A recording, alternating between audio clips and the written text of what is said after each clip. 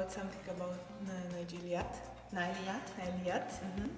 The women, or the Olet Nail, or how is this called? Their greatest mystery, because there's not much culture, ancient left. Why is that? Why is ancient culture disappearing? How come? Well, after World War II, throughout Europe and the Middle East, things changed tremendously, right? People were uprooted, sent different places, and that's pretty much the end of traditional culture for many, many places. Algeria is not different. And after that was the Algerian War of Liberation. So after World War II, then comes all of this unease with France, and finally independence in 61 or 62. And after that, Algeria was a socialist country. And socialist countries cultivate and conserve and do things to their culture in different ways, right? And sometimes that's advantageous for the culture, but sometimes that's not.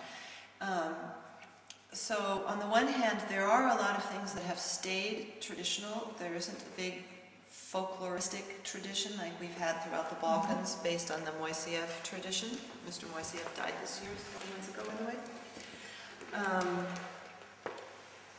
But after, okay, then you have World War II, then you have the liberation, the War of Liberation, then you have a lot, then you have the socialist time, and then you have, at the same time, this huge fundamentalist movement.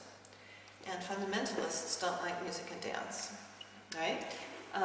So this is what's been the case, and it's been more or less unruly in Algeria until just a year or two ago.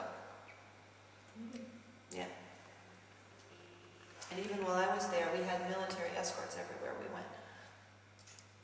Isn't it a bit unusual that they're actually courtesans entertaining men, and then they went back home and they got married? That is unusual, yes, for any culture. But that was the way it was. And we don't know if that has to do with some sort of ancient pre-Islamic Christian Judaic tradition. Probably it does, but no one has been able to do enough research to find that out.